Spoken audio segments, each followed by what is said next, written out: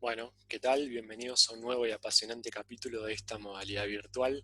Esta es la clase número 14 y es una clase bastante rica conceptualmente, con un montón de nuevas cosas que vamos a ver.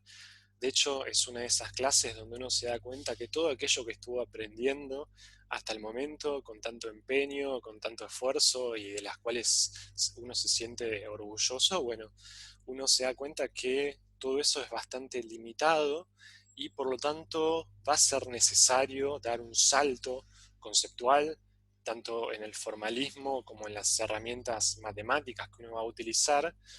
Y bueno, por lo tanto va a ser una clase larga, repleta de muchas nuevas cosas, y por lo tanto necesito que estén conmigo desde el comienzo, razón por la cual les pido que si no están concentrados, que se concentren, si no están relajados, bueno, que estiren un poco el cuello, que caminen por el living, que hagan lo que crean que haga falta, pero bueno, que me sigan desde el principio, porque insisto y enfatizo que estas cosas que vamos a ver son absolutamente fundamentales en el universo de la mecánica cuántica.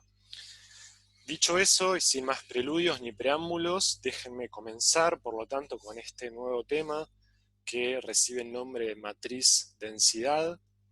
Pero antes de todo, déjenme justificar y motivar de por qué va a ser necesario este salto conceptual e introducir este nuevo artilugio, este nuevo artefacto matemático. Y bueno, déjenme decir y recapitular qué es lo que estuvimos haciendo hasta el momento en todo el curso. Y bueno, hasta el momento lo que hicimos fue describir estados de sistemas cuánticos como vectores en el espacio de Hilbert, donde la dimensión de los sistemas estaba asociada al número de posibles resultados que uno podía obtener al realizar una determinada medición. Es decir, si uno tenía un sistema de dimensión 2, por ejemplo un spin 1 medio, esa dimensión 2 estaba asociada al hecho que si yo medía un cierto observable, por ejemplo sigma x, bueno, los posibles resultados eran 2 y por lo tanto, bueno, uno hablaba de un sistema de dimensión 2. Ahora, lo que uno puede preguntarse ¿es esta representación, esta descripción, la más general que uno puede tener de un sistema cuántico? Estos qubits son el artefacto más general que uno puede tener. O si no lo es, ¿acaso por qué nos gustaría algo más general? ¿No estamos bien ya como estamos? ¿Por qué ya es todo muy difícil y complicado? ¿Por qué complicarnos más? ¿No? Esto es lo que se pregunta este extraño ser de acá, y esto somos nosotros pensando posibles respuestas.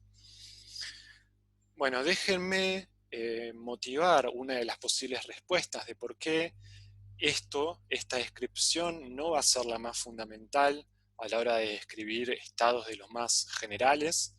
Y, por ejemplo, esto va a suceder en el caso en que uno quiera describir una mezcla estadística. ¿Qué quiero decir con mezcla estadística? Bueno, imaginen que tienen una caja donde esta caja está repleta de estados que acá los represento con bolas. Por ejemplo, la bola amarilla está representando al estado más Z y la bola roja está representando al estado menos Z. Y de esta caja, de esta gran mezcla, tengo, imagínense, el 50% de probabilidades de obtener una bola amarilla, o sea, de obtener un estado más Z, y tengo un 50% de probabilidades de obtener la bola menos Z, es decir, de obtener una bola roja. Por lo tanto, pictóricamente, uno podría representar el estado de este sistema como, bueno, compuesto por un 50% de probabilidades de obtener una bola amarilla, el ket más Z, y un 50% de probabilidades de obtener la bola roja, es decir, el ket menos Z. Pero o bien obtengo la bola amarilla o bien obtengo la bola roja. Por otro lado, imaginen que uno tiene este otro estado con el que ya estamos muy familiarizados, que es esta superposición equiprobable del más z y el menos z, y lo que uno puede preguntarse es si estas dos descripciones, este estado pictórico que escribo acá, o este otro estado que ya conocemos, si son descripciones equivalentes de este sistema. Y Bueno, algunos intuitivamente dirán que no son equivalentes, otros quizás digan que sí, pero necesitamos una forma cuantitativa de distinguir estos dos estados. ¿Cómo podemos distinguirlos? Entonces, bueno, uno puede pensar en las estadísticas de posibles mediciones. Por ejemplo, ¿qué pasa si uno mide el observable SZ o sigma Z? ¿Qué pasa si lo mide sobre este estado, sobre este sistema?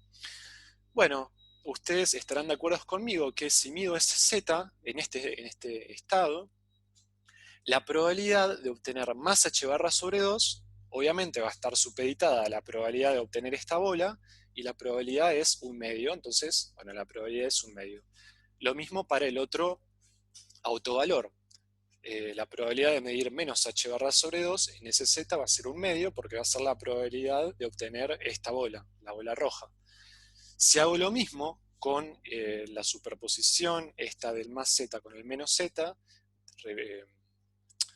caracterizada por este ket psi, bueno, haciendo la regla de Born, ya lo hicieron 40 millones de veces, la probabilidad de obtener más h barra sobre 2 en z es un medio, y la probabilidad de obtener el otro autovalor también es un medio.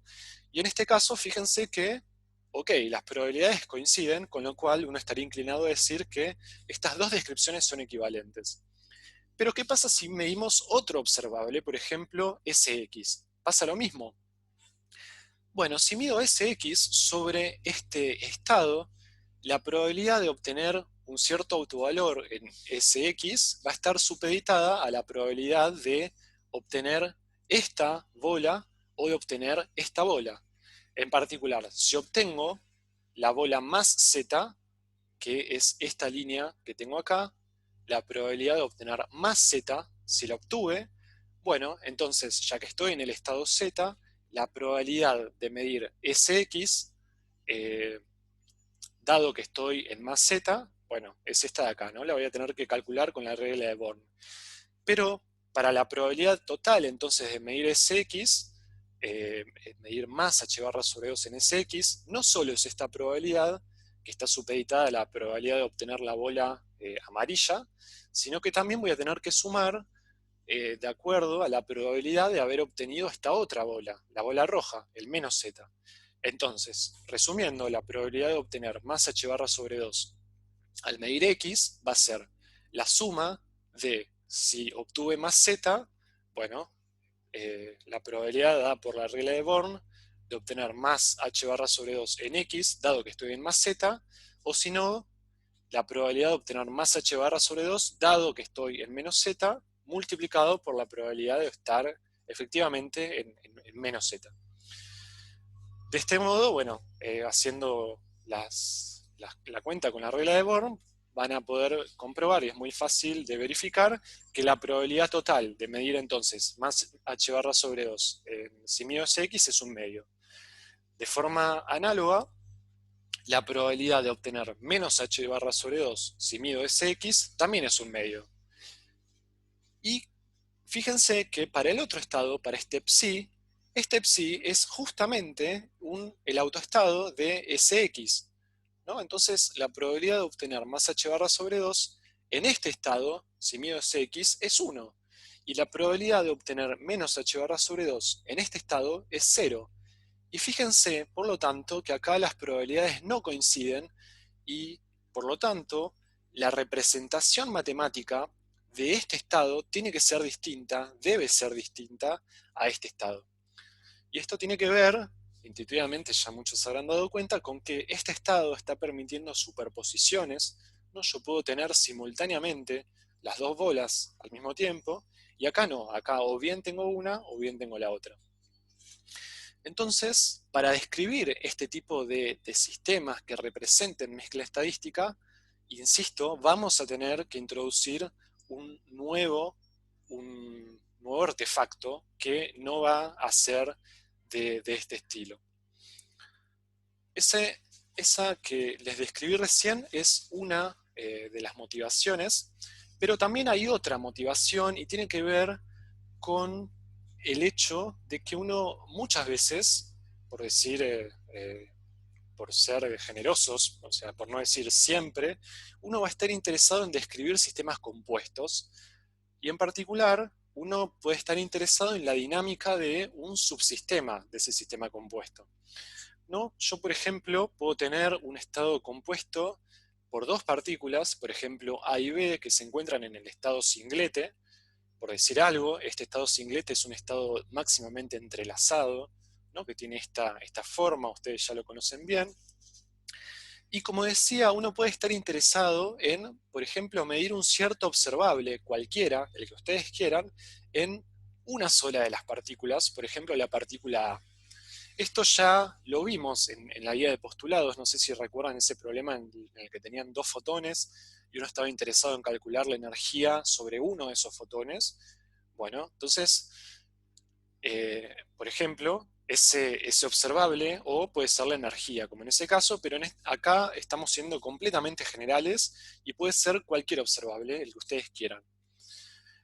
De este modo, el valor medio de este observable que ustedes quieran sobre la partícula A va a estar dado por esta expresión de acá, donde voy a tener que braquetear aquello que estoy midiendo sobre el estado, ¿no? en el cual estoy calculando el valor medio.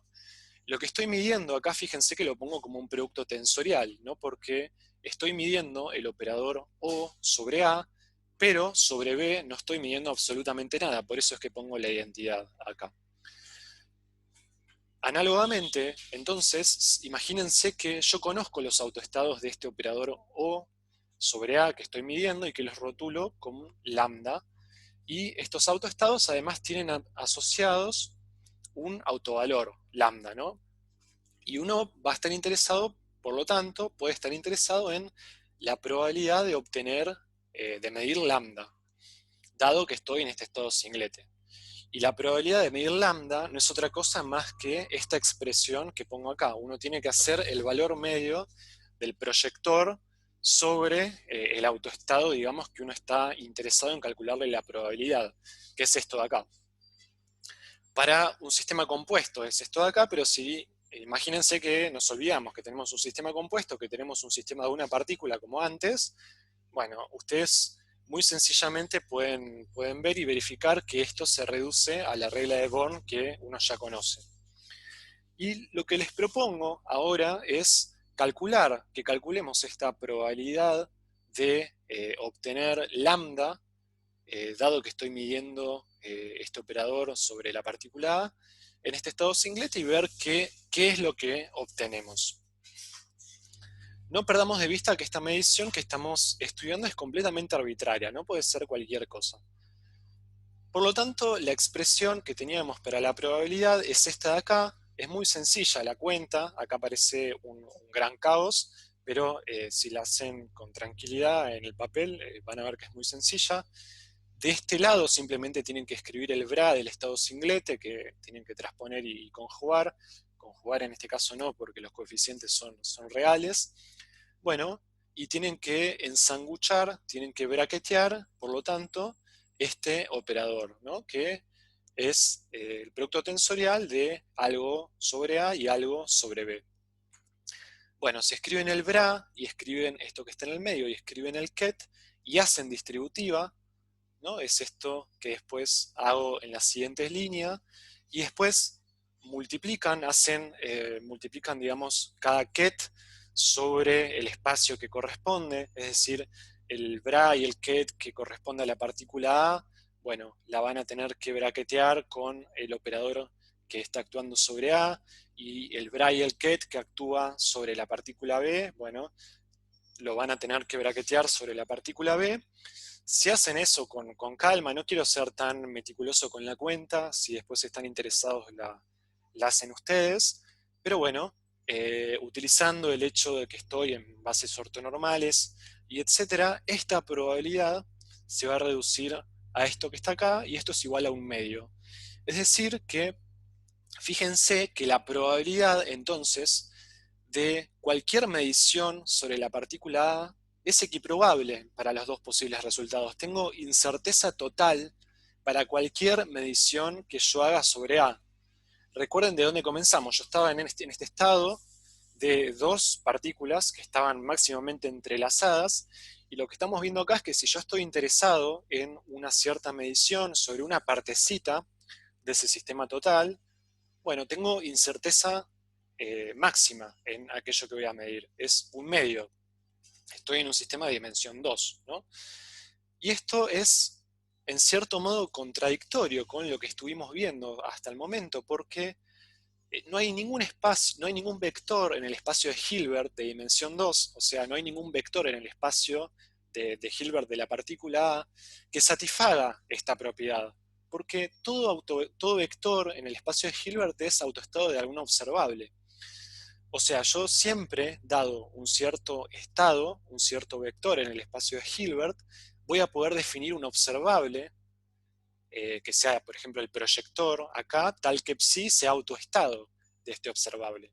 O sea, si yo mido este observable sobre el espacio de la partícula A, bueno, eh, digamos, voy a obtener psi con autovalor más 1, voy a tener certeza absoluta.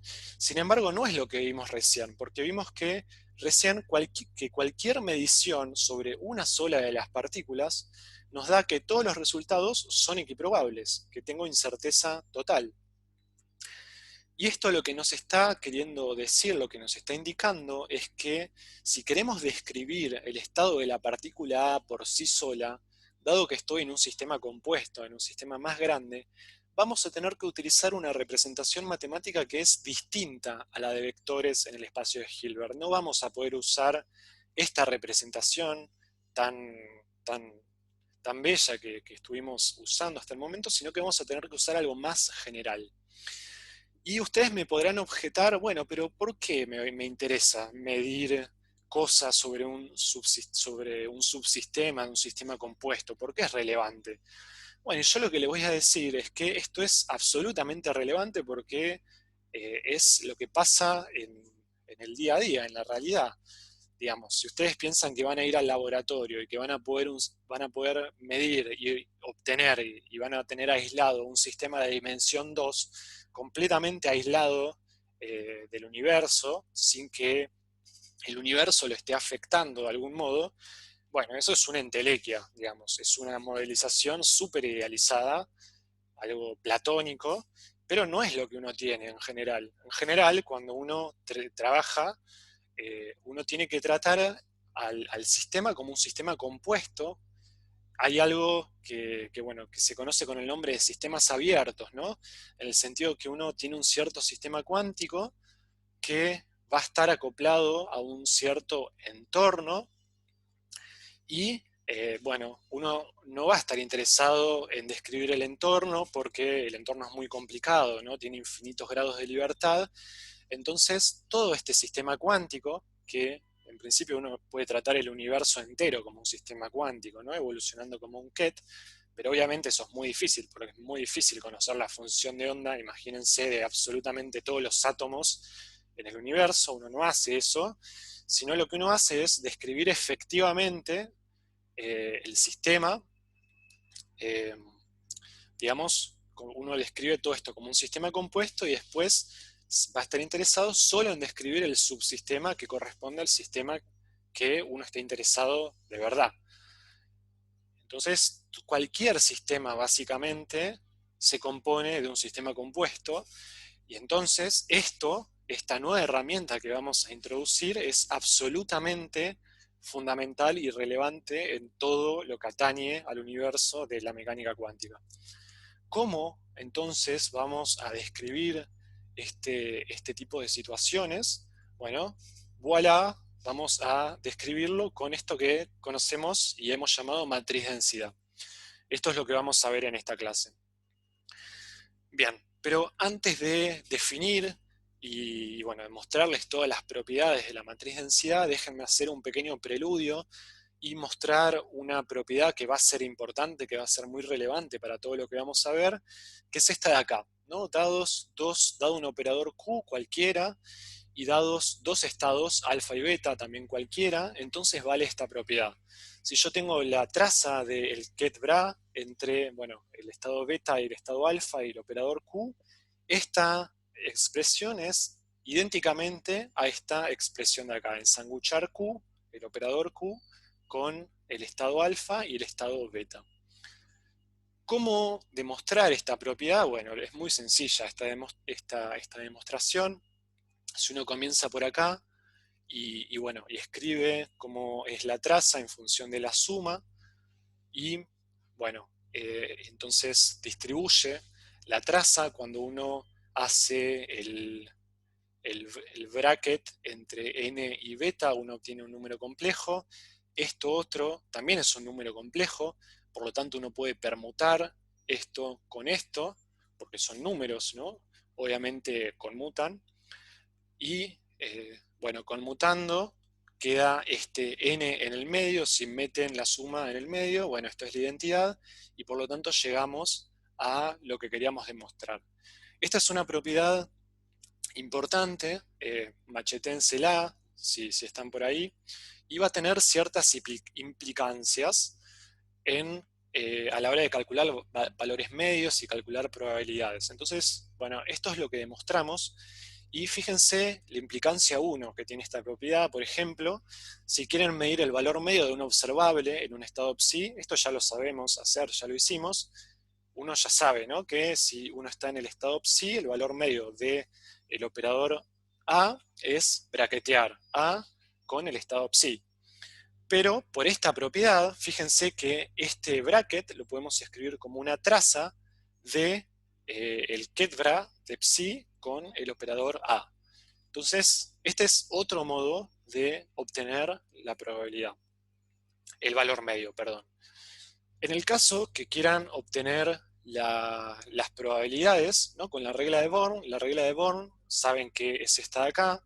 O sea, si yo tengo un autoestado A que está asociado a un autovalor A, ¿no?, de un operador A, muchos A, pero cada uno de esos A que dije representan algo distinto. Bueno, entonces la probabilidad de medir A en psi está dada por la regla de Born. Ya vimos 40.000 millones de veces. Es esta de aquí, ¿no? Tengo que hacer el módulo al cuadrado de el proyector. Bueno, es esto de acá. Es esto de acá, y por la misma propiedad que mostramos y que demostramos recién, la regla de Born la puedo escribir como una traza del ketbra de psi por el proyector del autoestado que estoy interesado en calcularle la probabilidad. Entonces fíjense, comparando esta expresión y esta otra expresión, que la probabilidad no es otra cosa que el valor medio del proyector, ¿no?, como ya sabemos y como también nos quedó bien explicitado de acuerdo a estas dos expresiones. Bueno, ¿por qué hago esto? ¿Por qué les muestro esta propiedad y les muestro las implicancias que tienen? Dos cosas que uno ya sabía. Bueno, porque esto nos va a permitir una generalización natural al caso de mezclas estadísticas, al caso de cuando introduzcamos, ahora bien, la matriz densidad. Pero fíjense qué forma toma esto, ¿no? Acá hay un ketbra, acá hay un ketbra del estado, y esto va a aparecer después cuando generalicemos el resultado.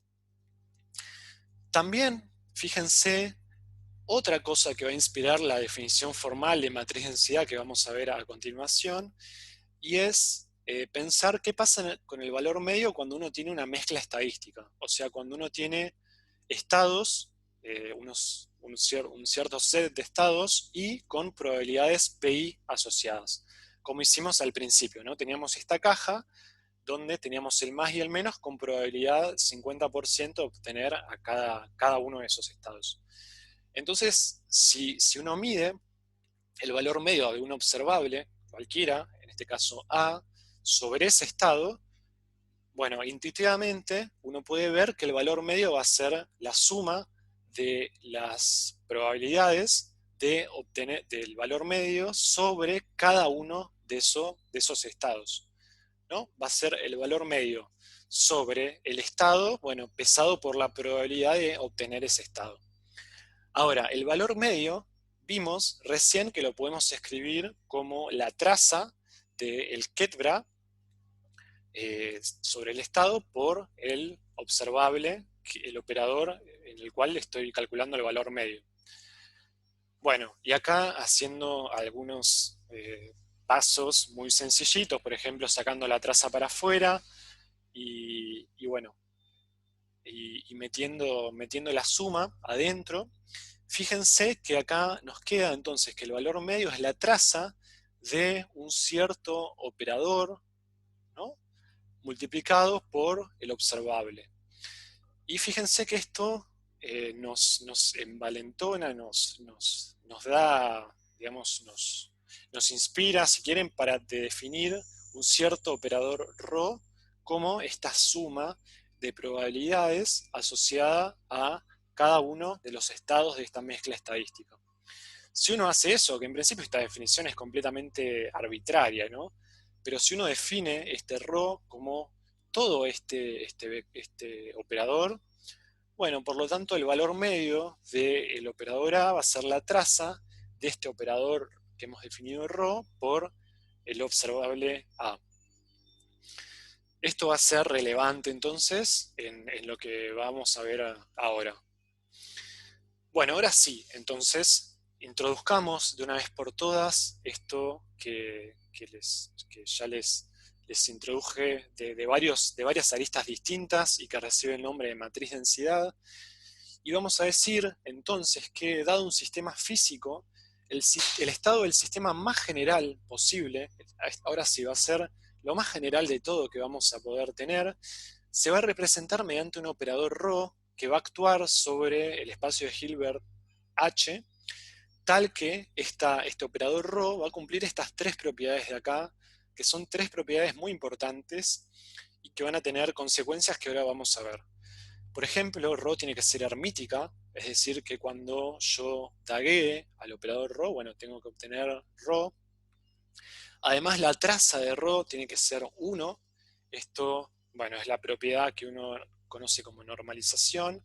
Y además ρ tiene que ser semidefinida positiva, y esto va a tener consecuencias sobre las probabilidades. Ahora vamos a ver una por una estas propiedades, qué es lo que implican, pero lo vamos a ver en la diapositiva siguiente. Bueno, ¿cómo vamos a generalizar entonces la teoría de postulados que vimos para el caso particular de tener Kets, digamos, con psi? Bueno, vamos a tener que generalizar esos resultados, por ejemplo, a la hora de calcular valores medios y de calcular probabilidades. ¿Cómo vamos a calcular valores medios y probabilidades cuando uno tenga este tipo de estados, por ejemplo, estados que sean mezclas estadísticas? Bueno, sea un observable A que tenga autovalores AI y autovectores AI asociados, el valor medio de A sobre ρ, sobre el estado de ρ, lo vamos a calcular exactamente que como les mostré recién. Va a ser la traza del operador ρ multiplicado por el observable que estoy midiendo. Fíjense que es precisamente la definición que habíamos hallado en la diapositiva anterior, si acaso uno definía ρ como esto, ¿no?, como la suma de probabilidades multiplicado por los posibles estados que uno podía obtener. Entonces, el valor medio de A sobre ρ lo vamos a calcular así, con la traza de ρ por A.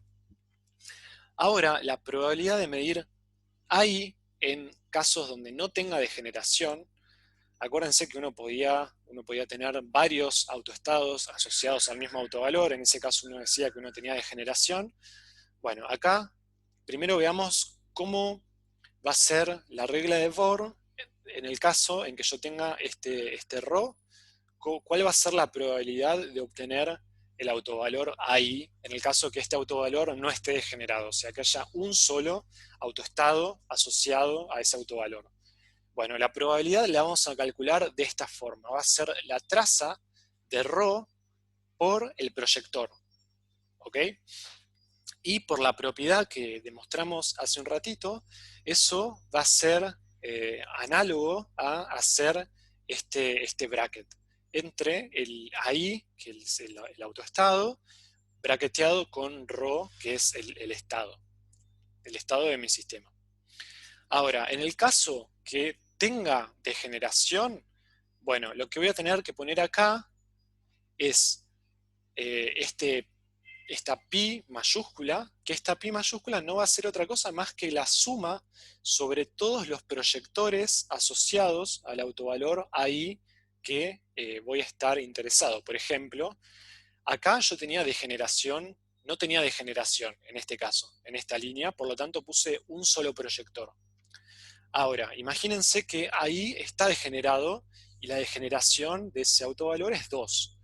Por lo tanto, acá voy a tener que poner una suma sobre dos proyectores. Voy a tener la traza de ρ multiplicada por la suma de un cierto autoestado asociado a I más otro proyector asociado a ese mismo autovalor I. Eso es lo que está cuantificando este P sub I mayúscula, que es exactamente igual que como procedíamos en el caso de Ketz, digamos, de estados puros, pero bueno, considerando esta ρ que escribimos acá. Entonces, bueno, habiendo introducido estos postulados, más adelante vamos a ver cómo es la evolución temporal cuando uno tiene una matriz densidad, pero analicemos ahora cada una de estas propiedades y las implicancias que tiene. Por un lado, la propiedad 1, el hecho que este operador sea hermítico, lo que va a implicar, por un lado, es que es observable desde el punto de vista físico, pero desde el punto de vista matemático es que este operador va a ser diagonalizable y que va a tener autovalores reales. Es decir, que ρ lo vamos a poder escribir como espectralmente de este modo, ¿no? Donde P sub I son los autovalores de ρ y, bueno, acá los I son los autovectores asociados. ρ es diagonalizable, eso es importante. La propiedad 2, la propiedad de la traza, que la traza de ρ tiene que ser 1, la propiedad de normalización, como la traza uno puede demostrar que es independiente de la base, bueno, esto lo que va a implicar es que la suma de los P sub I, la suma de estos autovalores, van a ser iguales a 1, va a ser igual a 1 esta suma.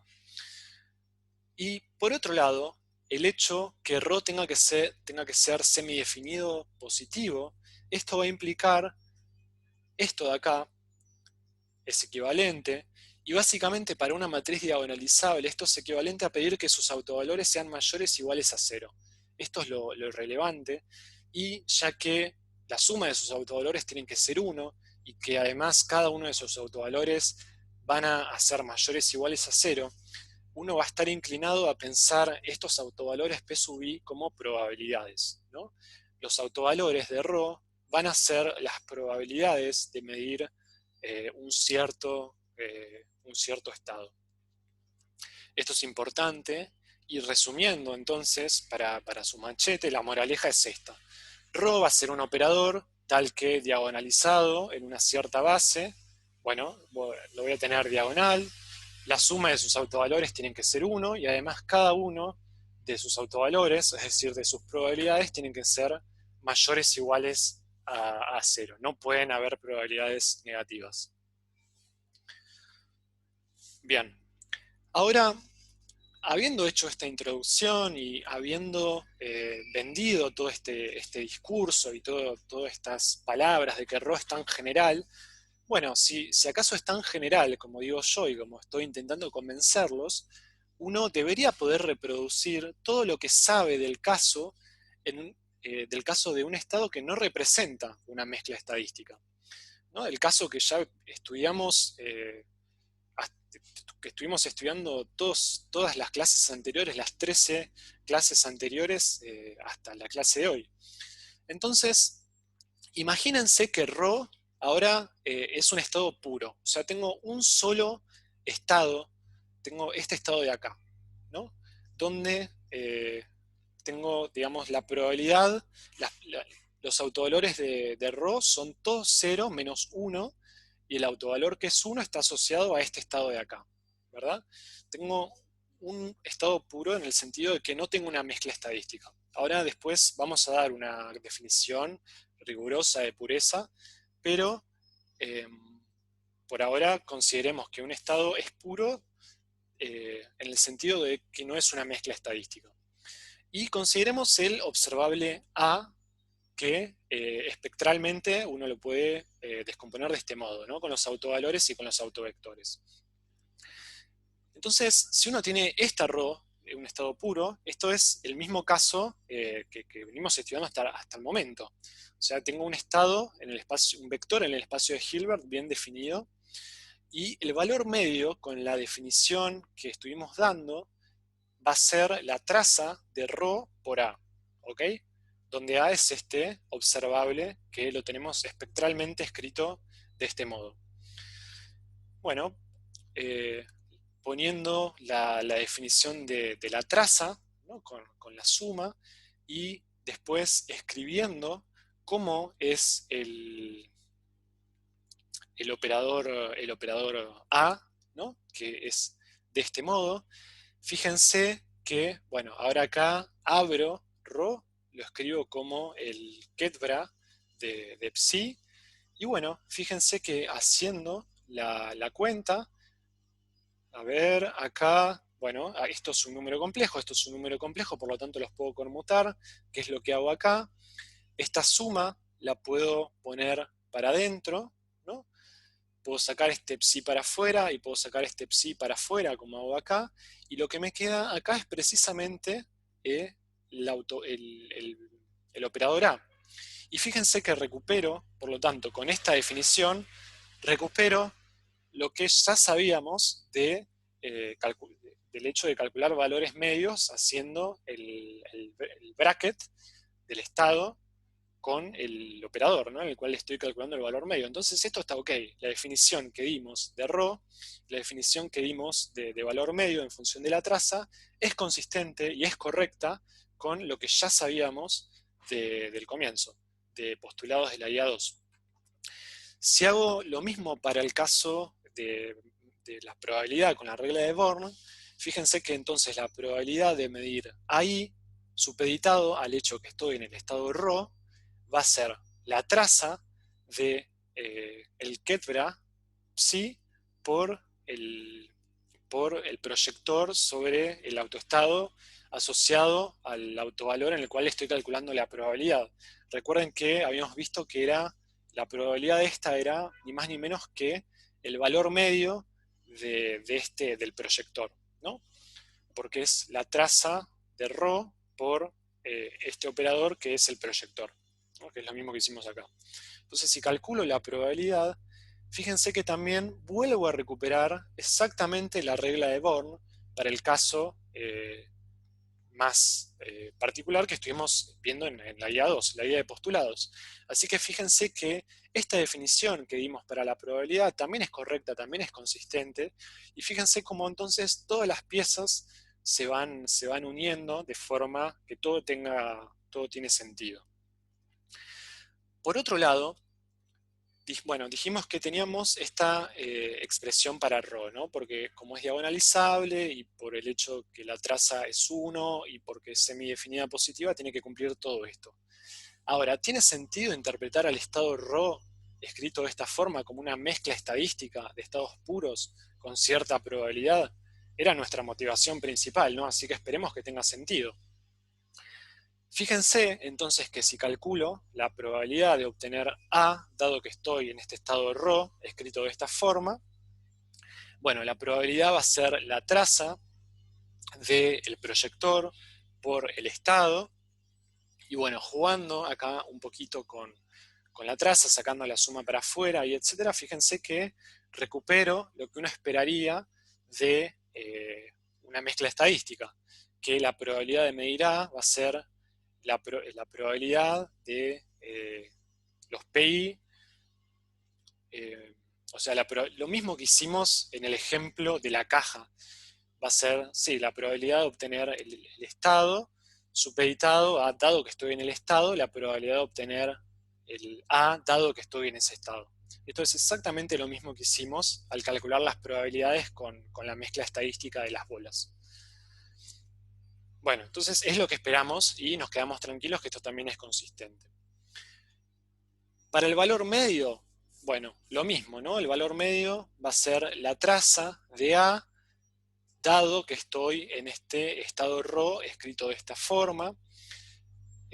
nuevamente sacando la suma para afuera, metiendo la traza para adentro y utilizando la propiedad que ya demostramos, esta traza va a ser igual al valor medio de esto, del operador A sobre el estado I, y bueno, esto también es precisamente lo mismo que uno esperaría de una mezcla estadística, por lo tanto, esta definición que dimos de ρ es consistente con esta descripción de estados que son una mezcla estadística.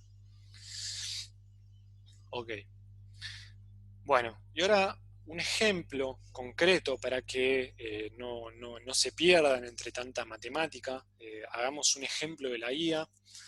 Eh, por ejemplo, este es el ejercicio 76, que nos pide construir la matriz densidad si tenemos, por ejemplo, este caso 1, tenemos una mezcla estadística que tiene el 75% de probabilidades de obtener el estado más y tiene un 25% de probabilidades de tener el estado menos. Estudiemos este caso y después, bueno, estudiemos este otro caso, que es otro ejemplo que nos pide. El caso 1 es muy sencillo, ¿no? Porque vimos que ρ es la suma, ¿no?, de la probabilidad de los PI por el quetvra del estado correspondiente a esa probabilidad. Entonces, si en este caso tengo un 75% de probabilidades de obtener el estado más, entonces voy a tener, bueno, la probabilidad que es 3/4 multiplicada por el quetvra de obtener ese estado. Y bueno, y si tengo 1/4, 25% de probabilidades de obtener el otro estado, bueno, la matriz densidad, por lo tanto, va a ser la suma, ¿no?, de la probabilidad multiplicada por el vector correspondiente. Utilizando, bueno, la base más menos, esto lo puedo escribir de forma matricial muy sencilla, ¿no?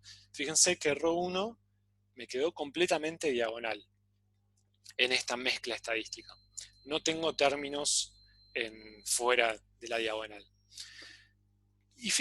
Pero fíjense que ahora podemos estudiar este otro caso, que en principio parece distinto, porque nos dicen que ahora tenemos un 50% de probabilidades de obtener el estado psi1, y además tenemos un 50% de probabilidades de obtener el estado psi2.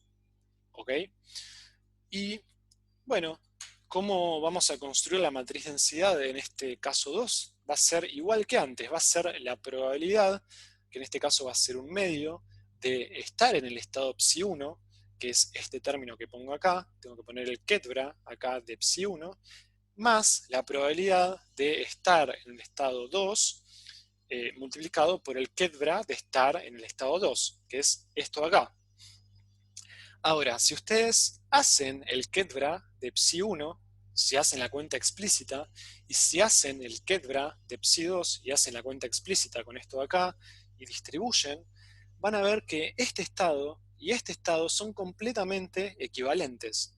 Voy a llegar a que la matriz densidad del caso 2 va a ser idéntica, indistinguible, de la matriz densidad dada por la mezcla estadística que nos proponían en el caso 1. Y esto es curioso, y esto es importante recalcarlo, y es el hecho que, dada una matriz densidad, ustedes no van a poder distinguir de qué mezcla estadística se trata. De hecho, bueno, acá tenemos dos mezclas estadísticas distintas que nos generan la misma matriz densidad, y de hecho uno puede demostrar que hay infinitas mezclas estadísticas que nos van a generar la misma matriz densidad. Así que bueno, dada una matriz densidad, no van a poder distinguir de qué mezcla estadística se trata. Esta es una ambigüedad que es importante. Así que bueno, ahora yo voy a hacer un pequeño parate para tomar un poco de agua y de aire. Ustedes si quieren pueden tomar también. Y lo que vamos a ver a continuación es el concepto de pureza de un estado, que nos va a permitir distinguir el caso de un estado como el que veníamos trabajando hasta el momento, hasta antes de esta clase, con estados que son mezclas estadísticas, lo que por ahora fue muy, digamos, con los dedos y moviendo mucho las manos, aunque no se me ven y no estoy en vivo con ustedes. Ahora lo vamos a ver de un punto de vista más riguroso.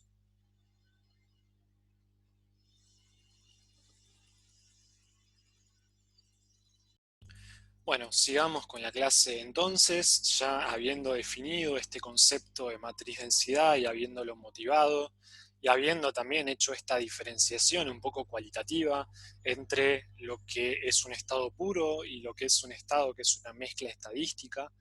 Déjenme ahora en esta parte de la clase definir con un poco más de rigurosidad este concepto de pureza, que es un concepto absolutamente relevante en el mundo de la mecánica cuántica. Entonces, bueno, vamos a decir que un cierto estado ρ es puro si solo si existe un vector psi perteneciente al espacio de Hilbert, tal que ρ se puede escribir como un Ket-Bra de psi.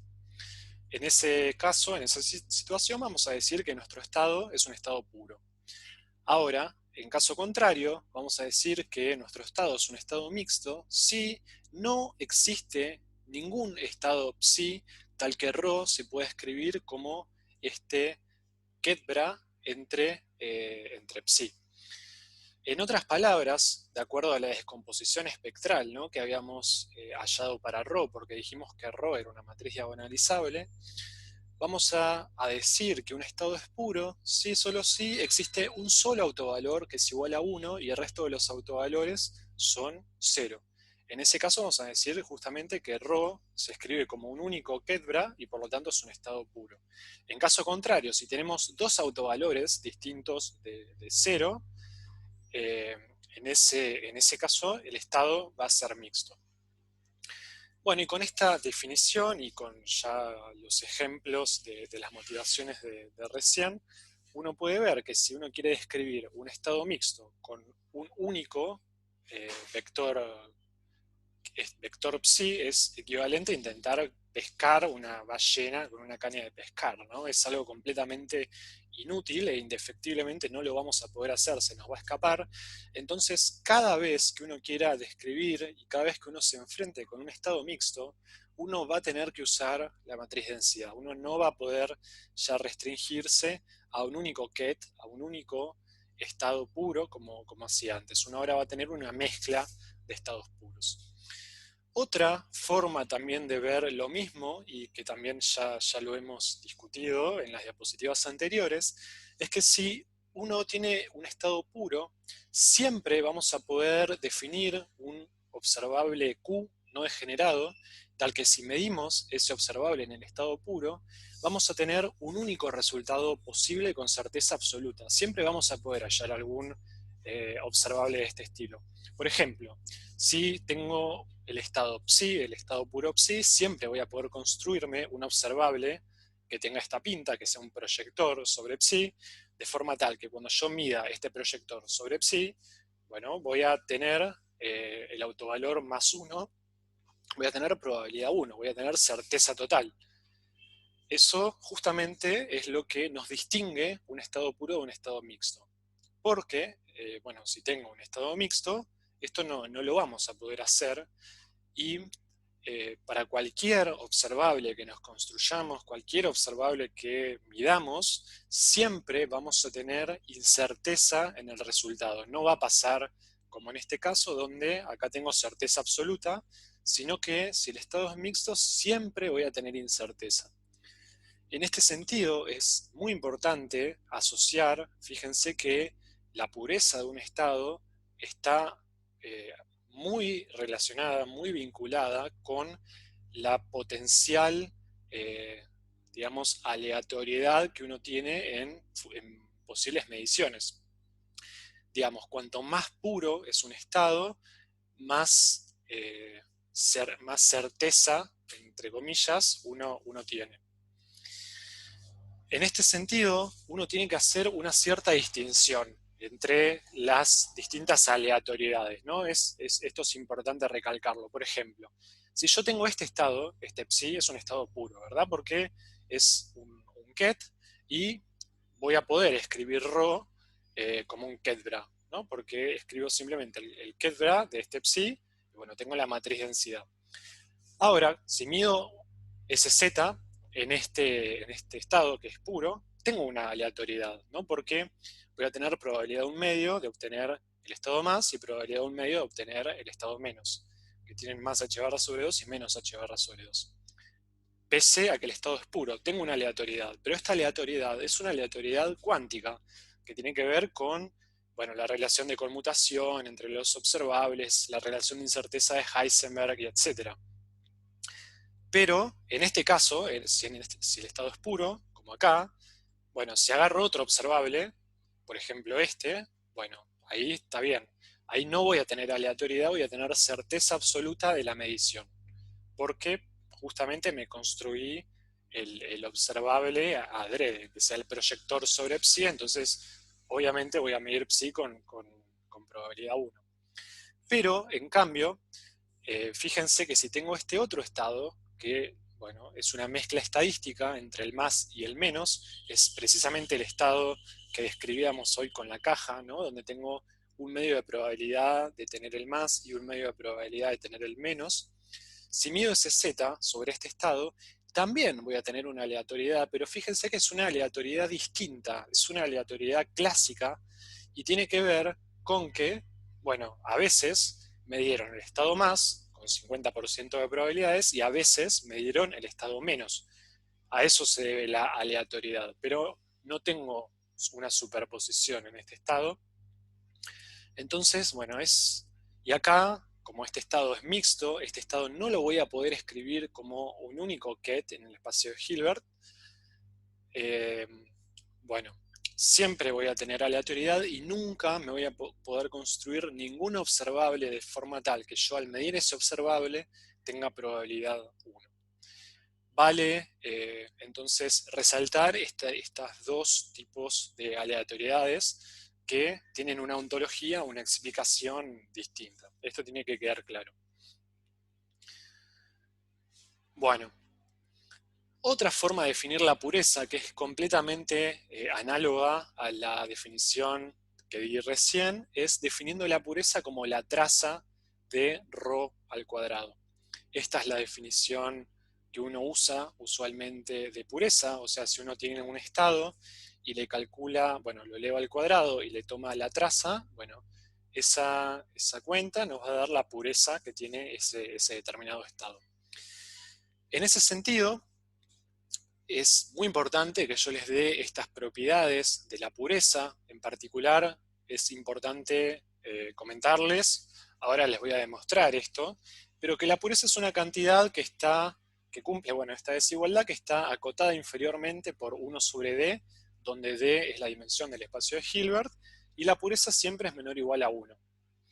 Por ejemplo, en el caso en que yo tenga un sistema de spin 1/2, donde la dimensión del espacio de Hilbert es 2, entonces la pureza en ese caso va a ir, siempre va a ser mayor o igual a 1/2 y siempre va a ser menor o igual a 1. Si tengo sistemas de dimensión más alta, por ejemplo un spin 1 que tiene dimensión 3, bueno, esto va a ir entre 1/3 y 1. Bien, en el caso que la pureza sea igual a 1, por supuesto vamos a decir que el estado es puro. Esto solo va a pasar en ese caso. Si el estado es puro, entonces la traza de ρ cuadrado es 1. Y obviamente, si la traza de ρ cuadrado es 1, entonces el estado es puro.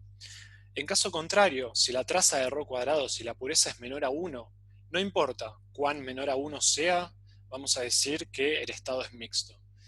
Digamos, si hago esta cuenta y me da 0,98, 0,99, no importa, el estado es mixto. Obviamente, cuanto menor sea este número, cuanto más cercano esté de saturar esta cota inferior, cuanto más cercano esté a 1 sobre d, más mixto vamos a decir que es el estado. En particular, el estado máximamente mixto, es decir, el estado cuya traza de ρ al cuadrado me da 1 sobre d, vamos a decir que este estado es el estado máximamente mixto y vamos a demostrar que este estado es proporcional a la identidad. Y bueno, esta división sobre D es porque tiene que estar normalizado, ¿no? La traza de ρ tiene que ser 1. Bueno, estas son bueno, las cosas más básicas que uno puede definir y contar de la pureza. Y relacionado con este comentario que hicimos de la relación entre la incerteza y la pureza, fíjense que el estado máximamente mixto va a ser aquel en el cual cualquier medición que haga no degenerada sobre este estado me va a dar que todos los resultados posibles son equiprobables. Digamos, voy a tener un estado de máxima incerteza. Y esto se ve muy sencillo calculando la probabilidad, ¿no?, de un cierto autovalor A que está asociado a un cierto proyector. Entonces, si yo calculo la probabilidad, tengo que hacer la traza de ese proyector por el estado, donde en este caso el estado es el estado máximamente mixto, que es proporcional a la identidad. Bueno, y si hago la cuenta, bueno, la traza de este elemento es 1, y me queda que la probabilidad es 1 sobre D. Insisto, si estoy en el caso de dimensión 2, la probabilidad va a ser un medio, todos los posibles resultados son equiprobables, y por lo tanto, este estado, que es proporcional a la identidad y que lo llamé estado máximamente mixto, es al mismo tiempo el estado de máxima incerteza, ya que me da posibles resultados, todos los posibles resultados son equiprobables. Bueno, déjenme demostrar rápidamente esta desigualdad que les escribí acá. Fíjense que, bueno, ρ uno lo puede escribir en su descomposición espectral, con las probabilidades y con estos estados, donde estos estados son una base ortonormal, y las probabilidades deben satisfacer esto. Entonces, bueno, la pureza, entonces, no va a ser otra cosa más que, bueno, elevar al cuadrado la ρ y tomar la traza. Si hacen eso, van a ver que la pureza siempre es igual a la suma de las probabilidades al cuadrado. Ahora, estas probabilidades al cuadrado uno las puede, bueno, puede escribirlas sumando y restando 1. Obviamente que uno no hace absolutamente nada. Digamos, esto es exactamente igual a esto. Ahora, este 1, que está acá dentro del paréntesis, uno lo puede escribir en términos de las probabilidades, porque las probabilidades uno sabe que suman 1, por lo tanto, bueno, reescribimos ese 1 de esa forma. Y bueno, acá, si sacan el PI para afuera, van a tener que la traza de ρ cuadrado, por lo tanto, va a ser igual, exactamente igual a esta línea que vemos acá. Y para la cota superior, noten que toda esta expresión la voy a poder acotar por 1, porque, bueno, las probabilidades son positivas, y no solo son positivas, sino que siempre son menores a 1. Por lo tanto, todo este número que está acá va a ser positivo, y por lo tanto todo esto va a ser menor o igual al hecho, o sea, voy a tener esto de acá, ¿no?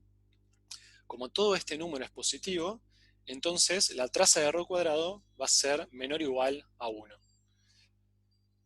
Bueno, ahí estoy demostrando la cota superior, ¿no? Pero ¿qué pasa con la cota inferior? Bueno, podemos hacer una cuenta muy análoga, muy similar. La traza de ρ cuadrado dijimos que son la suma de las probabilidades al cuadrado. Si a eso uno le suma y le resta 1 sobre d, no estoy haciendo nada. Si distribuimos ahora este cuadrado, bueno, llegamos a esta línea de acá, tenemos estos tres términos. El primer término, bueno, lo dejamos como está, sacamos el d cuadrado para afuera, tenemos la suma de 1. Y este segundo término, tenemos 2 sobre d. Acá tengo, digamos, la suma de las probabilidades, ¿no? Esta suma la meto acá adentro, y esta suma también la meto acá adentro, y como estoy sumando hasta d, yo sé que todo este término es 1, y además la suma de las probabilidades también es 1, así que todo este término se me va a ir. Y para este tercer término, bueno, lo dejo así, y por lo tanto tengo que la traza de ρ cuadrado va a ser igual a 1 sobre d, más todo este término que es positivo y está sumando. En consecuencia, la traza de ρ cuadrado va a estar acotado inferiormente por 1 sobre D, ¿no? Si yo tiro este término, bueno, la traza de ρ cuadrado entonces siempre va a ser mayor o igual a 1 sobre D, demostrando la cota inferior que les había mostrado antes, ¿no? Si yo junto las dos desigualdades que probé recién, voy a tener que la traza de ρ cuadrado, la pureza, está acotada superiormente por 1, y además está acotada inferiormente por 1 sobre D, donde D es la dimensión del espacio de Hilbert. Ahora, ¿cuál es la implicancia de esta desigualdad? Lo que ya también mostramos en las propiedades. Fíjense que la traza de ρ cuadrado va a ser 1 si solo si este término es 0. Y este término va a ser 0 si solo si el estado es puro. Es decir, si tengo un autovalor, uno solo, digamos que sea igual a 1, y todo el resto de los autovalores de la descomposición espectral de la ρ son 0.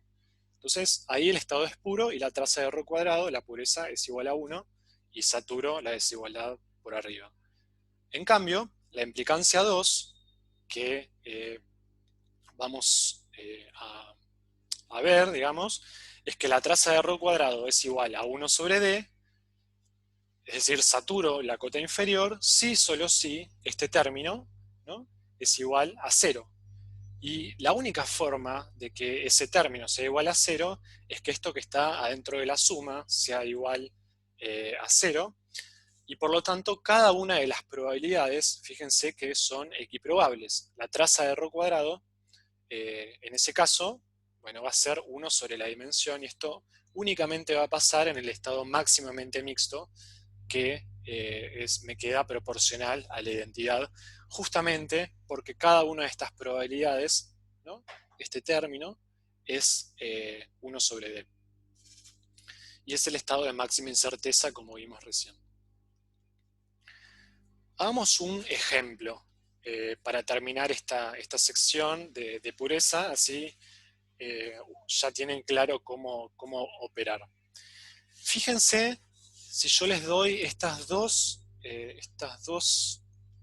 matrices, estos dos operadores de densidad, ρ1 y ρ2, que son muy parecidos. Fíjense, 9 décimos, 3 décimos, 3 décimos, 1 décimo, y acá tengo, bueno, una ligera diferencia, pero que es muy chiquita. Estos dos términos son iguales con estos dos, y acá también una pequeña diferencia. Y lo que yo les pregunto ahora, dados estos dos estados, si los miran así fijamente, y yo les pregunto, bueno, ¿son estados puros o son estados mixtos?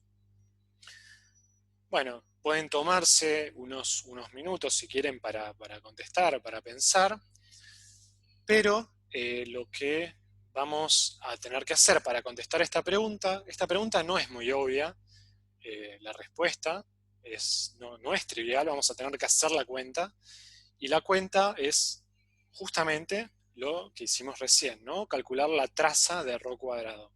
Si esa traza de ρ cuadrado nos da igual a 1, ok, vamos a poder asegurar que nuestro estado, nuestra matriz de densidad es pura. Si no nos da igual a 1, entonces el estado va a ser mixto.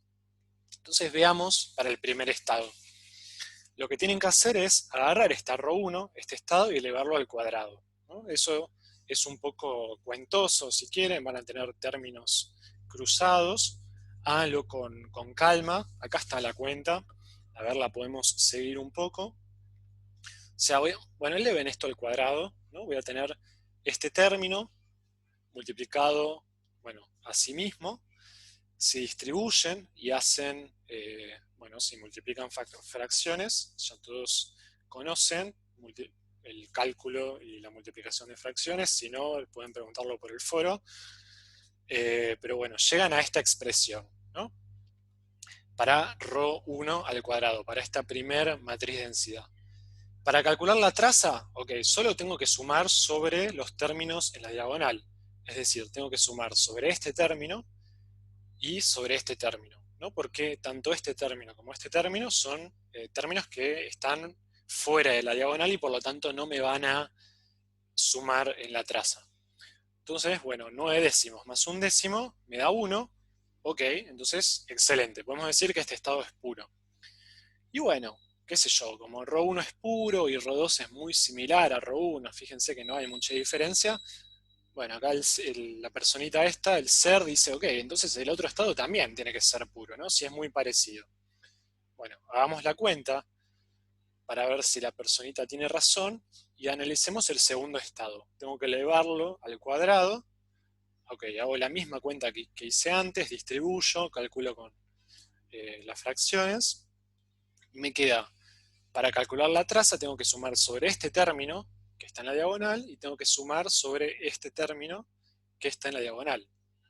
Estos dos no me afectan a la traza. Y cuando entonces sumo, fíjense que la traza de este nuevo estado al cuadrado me quedó menor a 1 y por lo tanto el estado es mixto. Bueno, y como conclusión, lo que uno puede sacar de este cálculo muy sencillo es que a simple vista es muy difícil saber si el estado es puro o no, porque, bueno, yo acá no les estoy dando, no estoy escribiendo ρ en la base en la cual es diagonal, por lo tanto no pueden verificar fácilmente el hecho de que uno tiene un solo autovalor distinto de cero. Eh, y bueno, entonces siempre van a tener que calcular la traza de ρ cuadrado, la pureza de forma explícita, para hablar acerca de la pureza de un cierto estado, a menos que obviamente el estado sea trivial. Si ven que está compuesto por un solo autovalor, bueno, perfecto, el estado es puro. Bueno, ahora en la tercera parte de la clase vamos a terminar de rellenar los postulados con la evolución temporal, ¿no? Porque así como extendimos la noción de sistema cuántico, de estado cuántico, perdón, también vamos a tener que extender la noción de evolución temporal. Así como antes lo que evolucionábamos era un ket, ahora lo que vamos a tener que evolucionar es una matriz densidad. ¿Cómo vamos a hacer eso? Bueno, es lo que vamos a ver en los siguientes slides. Bueno, veamos entonces cómo introducir este concepto de evolución temporal a matriz densidad. Como les decía recién, ya que extendimos la definición de estado cuántico, resulta razonable que ahora tengamos que extender la definición de evolución temporal, ¿no? Así como también cambiamos ligeramente los postulados, ok, también vamos a tener que considerar esta nueva extensión. Si recuerdan de lo primero que vimos al comienzo de la IA2, es que el operador evolución temporal es solución de esta ecuación diferencial, ¿no? Yo de acá, conociendo el hamiltoniano y resolviendo esta ecuación, puedo calcular el operador evolución, en particular si el hamiltoniano no depende del tiempo. El operador evolución, recuerden que es la exponencial de menos i por h por t sobre h barra. Y bueno, ahora lo que vamos a tener es que si inicialmente el estado se encuentra en el estado de ρ0, si este es mi estado inicial, a tiempo t el estado evolucionado va a ser este de acá. Voy a tener que ensanguchar mi estado inicial con el u de t, con el operador de evolución que sale de esta ecuación, y el udaga de t. Si recuerdan las clases de Guille, de cuando dio la representación de Heisenberg, noten que esta evolución es muy similar a la evolución de cuando ustedes tenían operadores, pero hay una pequeña diferencia, que acá el DAGA del operador de evolución está al revés. Cuando uno evoluciona matrices de densidad, la evolución temporal es de esta manera. Ahora, si ustedes agarran esta ecuación y la derivan respecto al tiempo, como hago acá, bueno, acá van a tener que usar regla de la cadena, ¿no? Van a tener que derivar primero el u, multiplicado por el ρ0 por el udaga, después derivar el udaga, y jugando con esta ecuación de acá, es muy sencillo, lo pueden hacer como ejercicio, verificar que se llega a esta ecuación, que esta ecuación es muy conocida en la literatura, recibe el nombre de ecuación de Liouville von Neumann, y bueno, es la evolución de la matriz de densidad debido a una evolución unitaria. Es súper importante. Entonces, con estas dos reglas, o bien ustedes calculan la evolución de esta manera, o bien resuelven la ecuación diferencial de esta otra. Y por supuesto que esto es ya consistente con lo que estuvimos viendo de estados puros a lo largo de todo el resto de las clases, en el sentido que, bueno, ahora tengo dos formas de representar el mismo estado, en el caso que ρ sea un estado puro. a ver, habíamos visto que si yo tenía un ket psi, entonces la evolución temporal era aplicar el operador de evolución sobre el ket inicial, sobre el estado inicial. Y ahora estamos diciendo que la evolución sobre un dado ρ va a ser, bueno, aplicar el operador de evolución de esta manera sobre el estado inicial, sobre la ρ inicial. Si la ρ inicial es un estado puro, como decíamos recién, bueno, es de esperar que uno recupere la noción de la evolución que uno tenía antes, ¿no? Esto que escribo acá y esto que escribo acá es exactamente lo mismo. Acá me faltó un DAGA. Pequeño typo, después lo cambio en las diapositivas. Bueno, más en general, si uno tiene una mezcla estadística, si ahora uno no tiene un estado puro, sino que tiene, como digo, una mezcla estadística, la evolución temporal va a ser la siguiente. Voy a tener mi operador de evolución, voy a tener mi matriz de densidad y mi operador de evolución dagueado. Si ahora, bueno, saco las probabilidades para afuera, la suma para afuera, entonces la evolución general de esta matriz de densidad va a ser las probabilidades que no dependen del tiempo, y lo que va a depender del tiempo ahora es los kets. ¿No? Aplico U de t sobre este estado, aplico U daga de t sobre este estado, y la evolución es esta de acá, lo cual es bastante intuitivo. Ahora, algo muy importante que uno tiene que tener en cuenta de evolución temporal en este contexto, de evoluciones unitarias, y en relación a la pureza, es que la pureza de un estado es constante en el tiempo. Esto es súper importante. Y es súper importante que sepan que esto es solo cierto si la evolución es unitaria. Entonces, ¿cómo uno se puede dar cuenta de esto? Es muy sencillo. Si ustedes calculan la traza de ρ cuadrado, donde ahora esta ρ depende del tiempo, ¿no? Es el estado evolucionado. Bueno, esto va a ser igual a la traza de ρ evolucionada por ρ evolucionada. ρ, acuérdense que es hermítica. Si ahora escribo la expresión de ρ en términos de la ρ inicial y los operadores de evolución, ok, bueno, entonces voy a tener la traza de todo este término. Como la evolución es unitaria, ok, esto va a ser igual a la identidad. Por lo tanto, voy a tener la traza de u aplicado sobre ρ0 al cuadrado por u daga de t. Y como usando la propiedad de que la traza es cíclica, el ρ0 lo puedo, bueno, mover para un lado.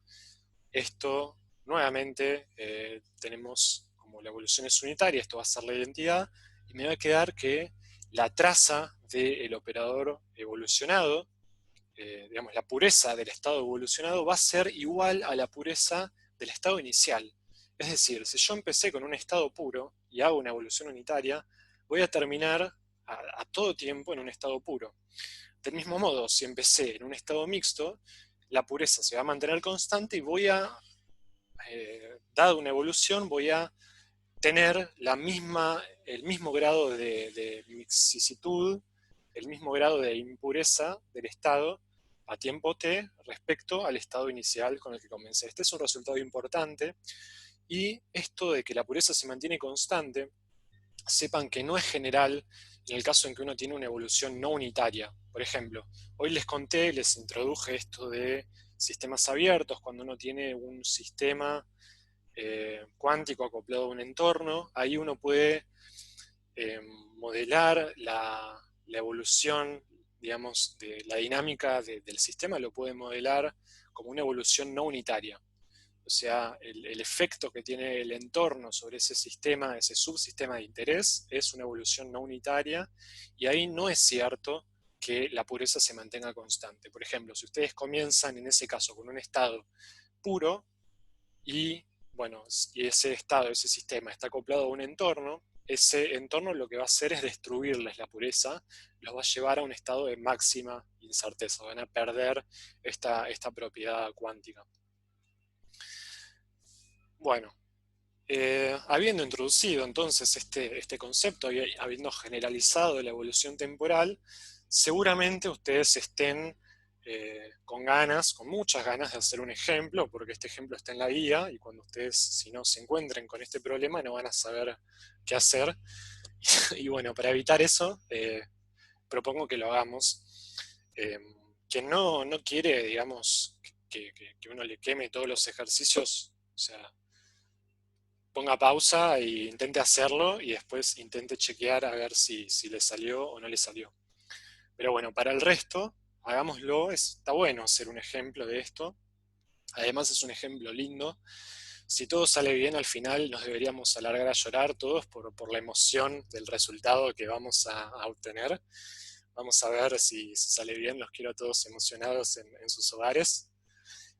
Ok, bueno, el problema entonces es este. Nos pide hallar la evolución temporal de un sistema de spin 1 medio que a tiempo cero está en este estado arbitrario, en este estado ρ, que tiene esta pinta, es un medio de la identidad por sigma por R, donde sigma son las matrices de Pauli, ¿no? Y R acá nos dice que es un vector de norma menor a 1, menor o igual a 1. Y bueno, dado que estoy en este estado inicial y dado que este sistema está en presencia de un campo magnético uniforme, que, bueno, recuerden, acá nos piden recordar que el hamiltoniano, en ese caso, tiene esta pinta, nos piden hallar la evolución temporal de este sistema.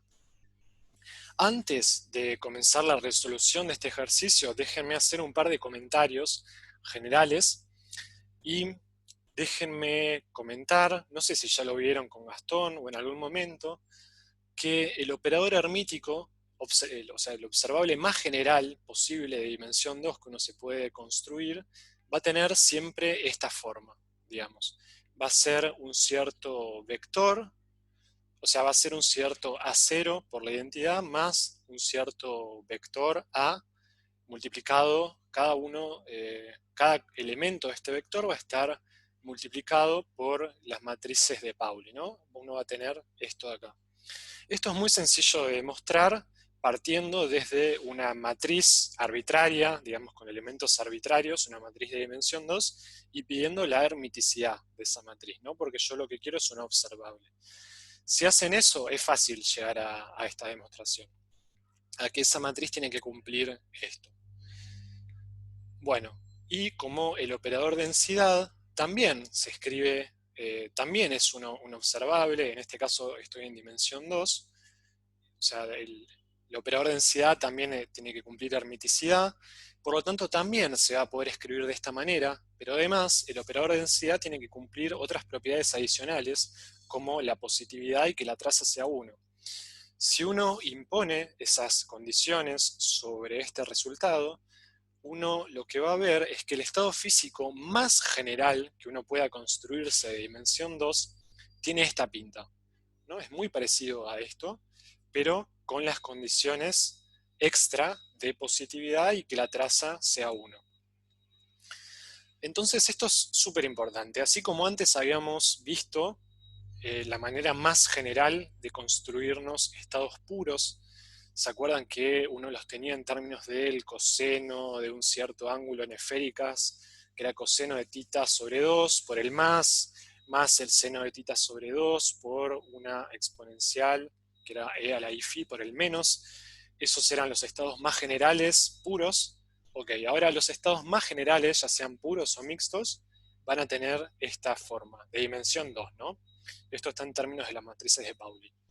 Y este vector P que tenemos acá, multiplicando las matrices de Pauli, es un vector, bueno, perteneciente a R3, que tiene norma menor o igual a 1, y es un vector que pueden probarlo, esto también es muy sencillo, que no es ni más ni menos que el valor de expectación de la matriz de Pauli sobre ρ, sobre este estado.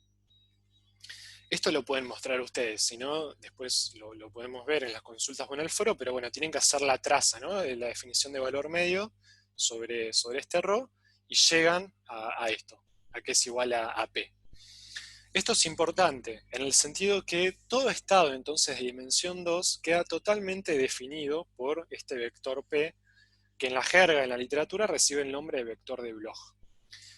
En particular, si el estado es puro, P, este vector va a tener norma 1, y en ese sentido los estados puros se van a poder pensar sobre la superficie en la esfera de Bloch, que algo vimos también en la en la guía de postulados. Precisamente con este ket general que les rememoré recién en términos del coseno de tita sobre 2 y el phi, y bueno, eso ya lo habíamos visto en su momento en la guía anterior. Pero bueno, la forma de generalizar eso para estados mixtos ahora es con esta expresión, y ahora P no necesariamente tiene norma 1, va a tener norma 1 sí, solo si el estado es puro, sino que puede tener, bueno, una norma menor, ¿no? En ese sentido, uno no necesariamente se va a estar moviendo sobre la superficie de la esfera, sino que incluso se va a estar moviendo por dentro de la esfera. Y el estado de máxima incerteza, el estado máximamente mixto, va a estar relacionado con el centro de la esfera. Ok, habiendo entonces aclarado un poco el enunciado de por qué uno comienza con esta ρ, y bueno, habiéndoles mostrado que esta ρ es la cosa más general que uno puede tener, ahora sí, empecemos a desmenuzar un poco el problema. Tenemos un campo magnético en Z, por lo tanto el hamiltoniano va a tener esta forma, ¿verdad? Que acá, para no arrastrar tantas constantes, lo que hice fue definir un ómega de este modo, ¿no? Con el gamma y el V, el campo magnético sobre 2. Esta es la frecuencia asociada a este problema con este campo magnético. Y el operador de evolución es, como ya estuvimos viendo, o sea, en los problemas anteriores, en los problemas más básicos, sale de la ecuación diferencial de U de t. Como el hamiltoniano no depende del tiempo, esto es simplemente la exponencial, y el hamiltoniano lo tenemos acá. Si reemplazo en la expresión, voy a tener entonces que el operador de evolución de este sistema se va a escribir como esta e a la i omega t por sigma z. ¿Cómo va a evolucionar el estado? ¿Cómo va a ser la evolución de la matriz densidad? Bueno, va a ser muy sencilla, porque voy a tener que hacer esta cuenta. El estado a todo tiempo va a ser el estado a tiempo inicial, que, ahora lo digo, y ensanguchado con el operador de evolución y el operador de evolución dagueado. El ρ, entonces, este ρ inicial tenía esta pinta. Esto es por el enunciado. Bueno, fíjense que esta ρ es muy sencillo de escribirlo. Uno lo escribe así, ¿no? Uno tiene un medio de la identidad, entonces pongo un medio y un medio en los elementos de la identidad. Y después este p vector y este sigma vector no es ni más ni menos que hacer px por sigma x más pi por sigma y y pz por sigma z, que es justamente lo que escribo acá. Esta representación matricial es exactamente lo mismo que esto que estoy poniendo en otra notación vectorial, si quieren. Bueno, y los operadores de evolución también los voy a poder escribir de una forma útil, de una forma sencilla, en términos de matrices, y para eso vamos a usar el hecho que H es diagonal. Como H es diagonal, el operador de evolución lo voy a poder escribir de esta manera. Esto lo pueden hacer, lo pueden demostrar, es muy sencillo de verlo también. Lo que tienen que hacer es escribir este operador de evolución, hagan el desarrollo de esta exponencial como una suma infinita, y bueno, intenten demostrar que esta exponencial es análogo a exponenciar, digamos, cada uno de los elementos de sigma z. Es sencillo de ver. Si no les sale, pregunten por el foro, pregunten en las consultas y hacemos la cuenta explícita, pero háganlo como ejercicio. Tienen que llegar a esto, a que el operador de evolución, que es esto, tiene esta forma diagonal en la matriz, y insisto, esto es solo porque el H es diagonal, esto no vale en general. Ok, entonces, teniendo la representación de este operador de evolución en la matriz, taguearlo es muy sencillo, es simplemente, bueno, conjugar cada uno de los elementos de la matriz. Y teniendo estas tres matrices, U, ρ y UDAGA, entonces hacer la evolución ρ de t es trivial, ¿no? Tengo que multiplicar tres matrices entre sí, es sencillo. ¿Qué es lo que hago acá? acá pongo la U, acá pongo la ρ, acá pongo la U daga. Bueno, son algunos pasos algebraicos súper sencillitos y llegan a esta matriz final, que fíjense entonces que uno bueno, puede reescribir esta matriz final en términos de el vector P y en términos de las matrices de Pauli, de este modo, donde ahora este vector P oscila en el tiempo. En particular, la componente z de este vector no oscila, pero sí las componentes px y las componentes pi. Y esto es notable porque fíjense que, bueno, esto es una rotación alrededor del eje z con frecuencia, con esta frecuencia, ¿no? Que venía del hamiltoniano. Y esto es realmente, acá es donde decía que nos largamos a llorar todos y donde pedimos contención y nos emocionamos, porque fíjense que si ustedes calculan ahora el valor medio de sigma sobre este estado de ρ de t evolucionado, el valor medio es simplemente hacer la traza de ρ por sigma. Por ejemplo, si calculo sigma x y calculo el valor medio de sigma x con la traza de ρ por sigma x, hago las cuentas y fíjense que obtengo exactamente el mismo resultado de precesión del spin que habíamos obtenido en la guía 2, pero usando un formalismo muy distinto, ¿no? Usando Ketz, usando bueno, otra definición de valor medio, pero estamos recuperando idénticamente lo mismo. Si van a, esta clase encima la di yo, si van a mis diapositivas de aquel entonces y buscan el ejercicio de precesión del spin, incluso bien recordarán este dibujito, este bello dibujo. Bueno, para el valor medio de sigma x obtuvimos un coseno de 2 omega de esta misma frecuencia y, bueno, acá no lo pongo, pero si calculan sigma i van a obtener un seno y van a tener esta precesión del spin. Así que con esto lo que vemos es que pese a que hemos extendido el formalismo y ahora tenemos una caña de pescar que nos sirve para pescar estados en el espacio de Hilbert mucho más generales que los estados puros con los que venimos trabajando hasta el momento. Pese a que hemos hecho todo eso y nos hemos embarrado y definido un montón de cosas, estamos recuperando de una forma muy sencilla el mismo resultado conocido bueno, que ya habíamos obtenido con anterioridad. Bueno, entonces ahora imagino están todos emocionados y consternados, por lo que les propongo que hagan una pequeña pausa para después sí, terminar con la última sección de esta clase, que es una sección importante, así que estén despiertos y ya están cansados, lo cual es lógico. Insisto que hagan una pausa. Así esta última parte, que es linda, queda entendida. Así que, bueno, haré una pausa yo también y los veo bueno, luego de este momento emotivo que hemos vivido, me tomé esta pausa para reflexionar y mirar un poco por el balcón y recordé una frase de un premio Nobel que es Eugen Wigner relacionada con esto, ¿no? De que con otro formalismo matemático completamente distinto obtuvimos un resultado físico que nos era bien conocido. Entonces, bueno, me acordé de esta frase que dice algo así como que el milagro de la adecuación del lenguaje de las matemáticas para la formulación de las leyes de la física es un regalo maravilloso que ni entendemos ni merecemos. Esto decía el amigo Wigner y bueno, yo lo siento un poco así también.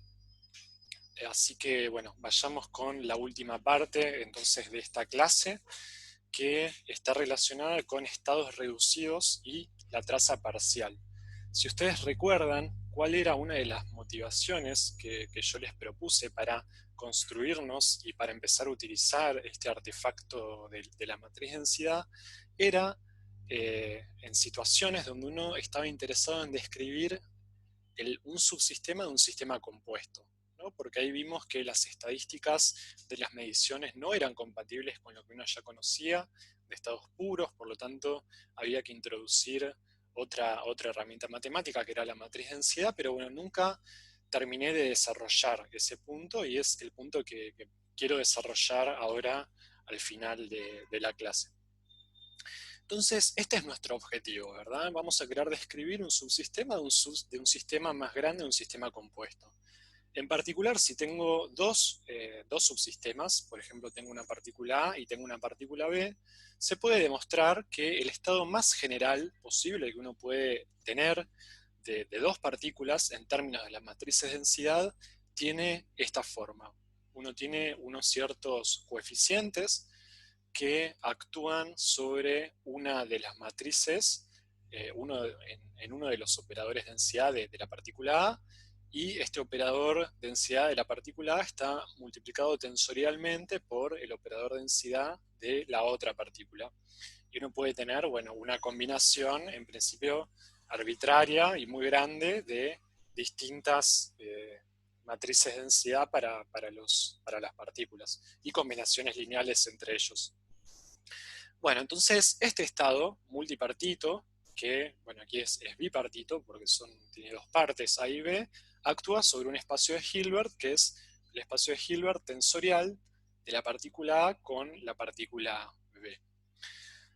Ahora, algo importante que vamos a tener que ver está relacionado con el cálculo de las trazas, ¿no? Calcular trazas es muy útil, ya vimos, para calcular valores medios y para calcular probabilidades. Por lo tanto, algo que tenemos que ver y entender es cómo actúa la traza sobre un operador que es un producto tensorial, ¿no? Acá tengo un producto tensorial, si yo le tomo la traza a esto, bueno, ¿cómo actúa la traza? Para eso, bueno, tenemos que estudiar esta propiedad que, bueno, tiene esta forma, ahora igual se las voy a demostrar. Entonces, imagínense que tengo un operador Q que actúa sobre la partícula A, lo rotulo QA, que está, bueno, sobre el espacio de Hilbert, ¿no?, de la partícula A, y por el otro lado tengo un operador R que actúa sobre la partícula B y por lo tanto vive en el espacio de Hilbert de la partícula B.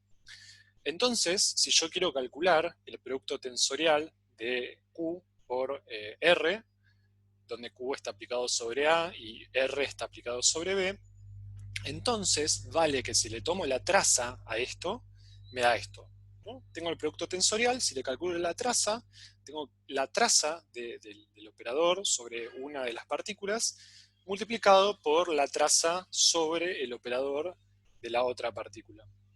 ¿Por qué es esto? Bueno, lo podemos demostrar, la demostración tiene dos líneas, ¿no? Yo tengo esto, si expando la traza con una base sobre el espacio de la partícula A, que lo rotulo con A, y una base sobre el espacio de la partícula B, que lo rotulo con la letra B, y tomo la traza, ¿no? Tomo la suma sobre los elementos en la diagonal de esa base.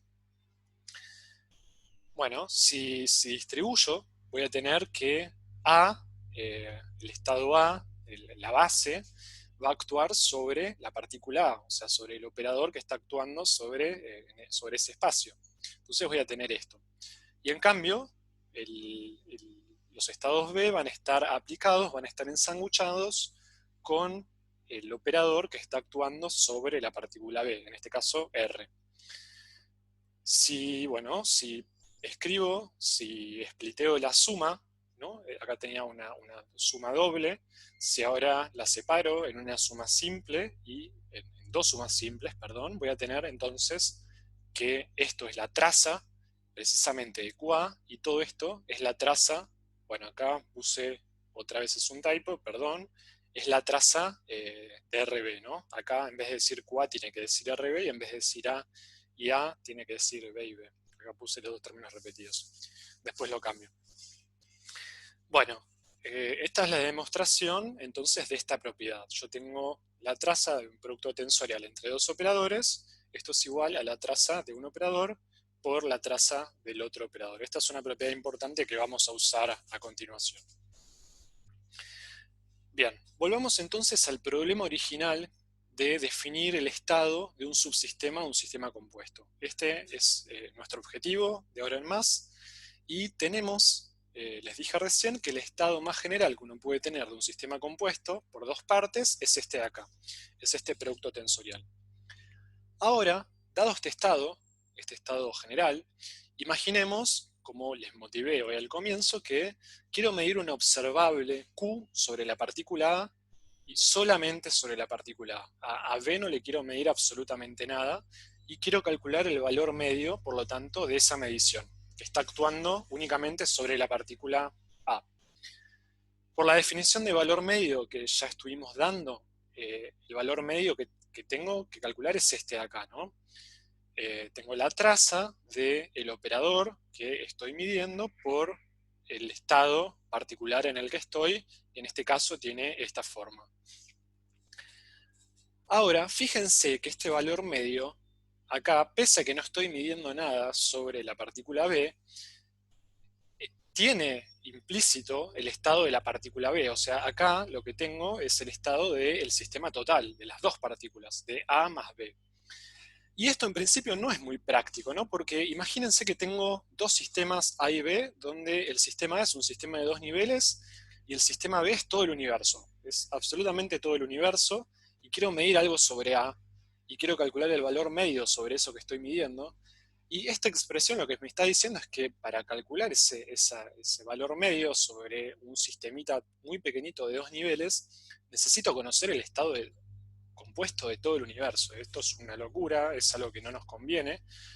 Y esta expresión, por lo tanto, no es conveniente, y lo que a uno le gustaría es si acá, en vez de aparecer el estado del sistema global, si acaso puede aparecer el estado de la partícula A, de la partícula de interés. Eso es lo que a uno le gustaría a fin de cuentas. Entonces lo que va a motivar ahora, lo que vamos a buscar, es definir un operador de densidad ρA que actúa sobre el espacio de Hilbert de la partícula A, solo en ese espacio, tal que para todo observable que yo mida sobre el subsistema A valga esto, ¿no? Esta es la expresión que teníamos acá arriba, pero yo no quiero que aparezca un ρB acá, sino que quiero que aparezca un ρA. O sea, si yo logro definir un operador, una matriz de densidad para ρA, tal que satisfaga esto de acá, estoy feliz, ¿verdad? Porque estoy prescindiendo, por lo tanto, del estado de todo el universo, y me va a bastar únicamente con conocer el estado de mi sistemita pequeño de interés. En este caso, el estado de la partícula A. Si yo logro entonces esto, ok, estamos felices. ¿Cómo lo vamos a definir? ¿Cómo vamos a definir este operador ρA de forma tal que los valores medios satisfagan esto? Bueno, voilà, de vuelta, lo vamos a definir con esta operación que vamos a llamar traza parcial. Ahora la voy a definir más rigurosamente, pero vamos a decir que dado un estado compuesto, ρB, si yo tomo la traza parcial sobre B de este estado compuesto, voy a obtener el estado reducido, la matriz densidad reducida de la partícula A. Esta operación la estoy llamando, la estoy nombrando traza parcial sobre B, que no es ni más ni menos que desprendernos del estado de la partícula B y quedarnos únicamente con el estado reducido de la partícula de interés A. ¿Ok? Esta va a ser la manera de proceder de ahora en más, y bueno, lo que voy a hacer en estas próximas diapositivas es contarles cómo se calcula esta traza parcial y qué propiedades tiene que cumplir, qué operación matemática está representando. Ok, entonces, como les decía, ¿cuál es la definición formal de traza parcial? Ok, la traza parcial la vamos a definir como, o sea, la traza parcial sobre B la vamos a definir como una operación tal que voy a partir, digamos, yo parto del espacio de operadores sobre el H total, que el H total de las dos partículas es el producto tensorial del H de una con el H de la otra, y si tomo la traza parcial sobre esto, voy a ir de este espacio de operadores del sistema compuesto a el espacio de operadores de la partícula A. La traza parcial va a representar esa operación, digamos. Va a tomar operadores de este espacio compuesto, este espacio producto tensorial, y me va a devolver operadores sobre HA, sobre el espacio de Hilbert de la partícula A. Esta operación, bueno, cumple estas dos propiedades. por un lado, la linealidad, o sea, si yo tengo dos operadores, O AB y O' de AB, y bueno, multiplicado por estas constantes, y tomo la traza parcial de B sobre todo esto, bueno, cumple linealidad, ¿no? O sea, voy a tener que la traza parcial de este operador, y además voy a tener sumado la traza parcial sobre el otro operador. Por otro lado, otra de las propiedades que cumple, y esta es la más importante de todas, es que si yo tengo un producto tensorial así entre dos operadores, y tomo la traza parcial sobre B del producto tensorial de estos dos operadores, ok, bueno, la traza parcial lo que me va a hacer es sacarme el QA para afuera y me va a dejar únicamente la traza de ρ B, ok. O sea, tengo dos operadores que están siendo multiplicados tensorialmente. Si yo tomo la traza parcial sobre B, en este caso, a esta operación, bueno, esto va a ser ni más ni menos que me va a devolver parte de un espacio de operadores del sistema compuesto y me va a devolver un operador en el sistema de la partícula A, ¿no? Porque la traza, esto va a ser un numerito, va a ser la suma de los elementos de la diagonal de este operador. Bueno, esta propiedad, la 2, es la más importante para la que vamos a ver, para las cosas que vamos a ver ahora.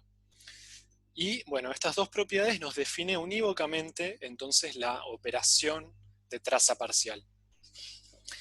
Noten que, por ejemplo, ¿no? Cualquier operador de dos, que esté siendo un producto tensorial entre dos partículas, lo podemos escribir de este modo, ¿no? Entonces, si yo tomo la traza parcial ahora sobre esto, bueno, tengo que calcular la traza parcial sobre este producto tensorial, ¿no?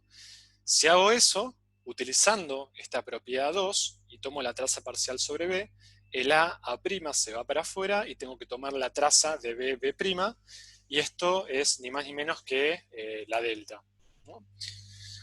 Ok. Esta propiedad también va a ser importante para lo que voy a mostrar ahora. Bueno. Ok. Bien, ya tenemos definida entonces cómo es la matriz densidad reducida del subsistema A. Cada vez que uno tenga una matriz densidad compuesta de dos partículas, el estado reducido lo voy a obtener trazando parcialmente sobre la otra partícula que no me interesa. Y este estado, esto que obtengo y que he definido, va a reproducir la estadística de cualquier observable sobre la partícula A. ¿Ok? Entonces, fíjense qué pasa si calculo el valor medio sobre A sin usar la traza parcial, como con la definición que habíamos visto antes y que yo les dije que no era conveniente en general.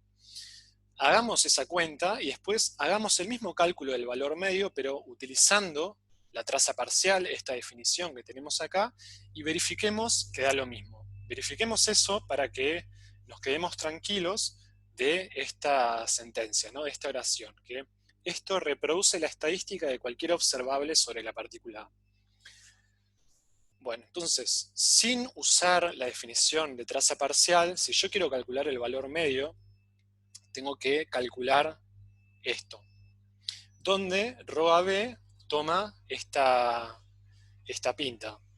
Es el estado más general que les presenté hace un rato. Bien, sacando, acá haciendo pasos sencillos, sacando estos coeficientes para afuera y tomando la traza sobre todo este operador. Bueno, acá voy a tener que QA que está actuando sobre el estado de la partícula A, porque estoy midiendo justamente sobre la partícula A, y la identidad, como no estoy midiendo, no estoy haciendo ninguna medición sobre la partícula B, bueno, por eso es la identidad y va a estar actuando sobre el estado de la partícula B.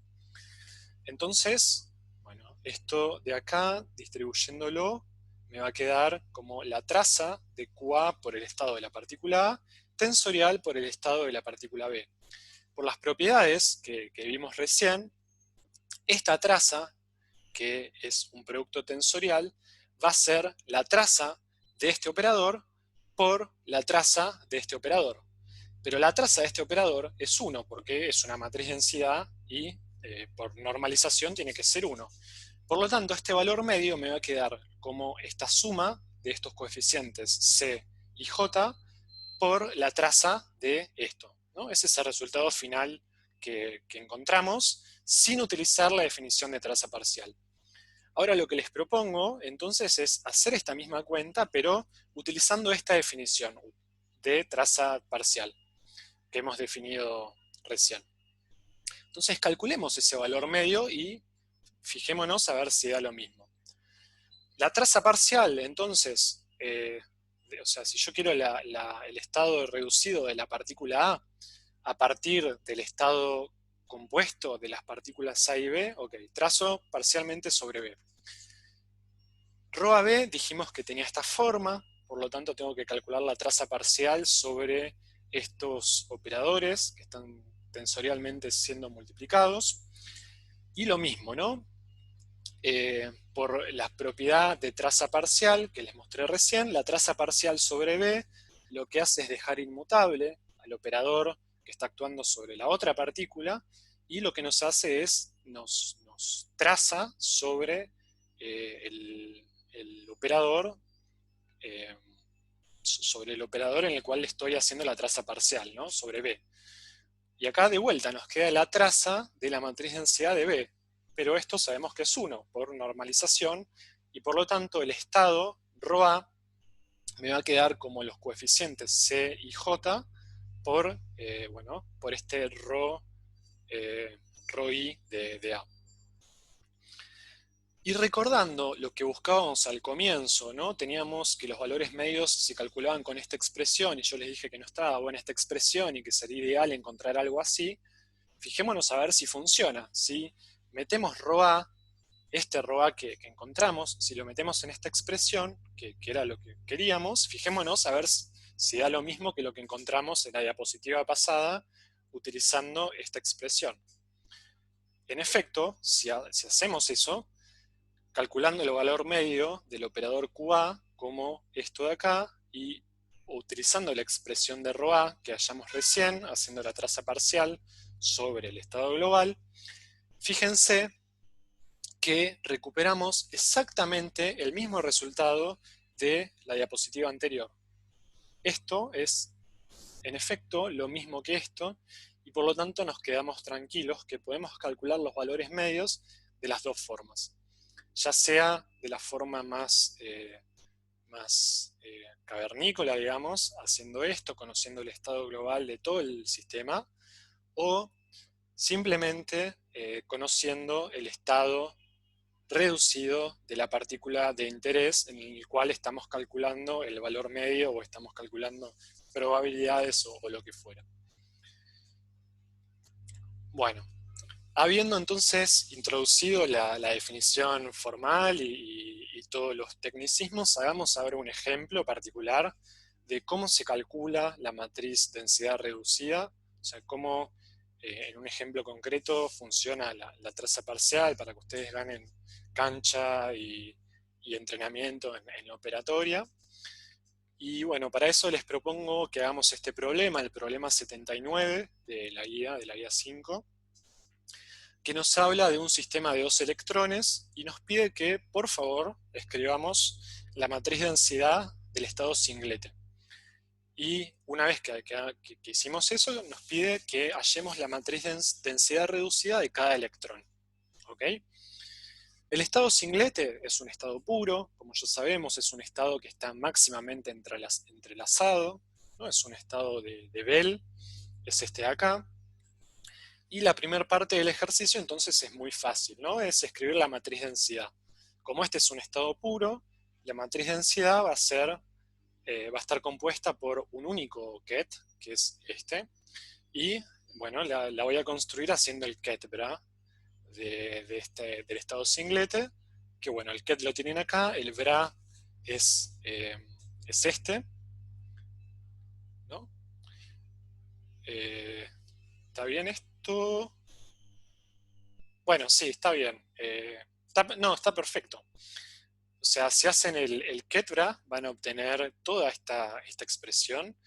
Y bueno, ya saben hacer esto. Hagan la distributiva con calma y van a hallar que la matriz de densidad global del sistema total se escribe de este modo, ¿no? Con todos estos elementos de matriz.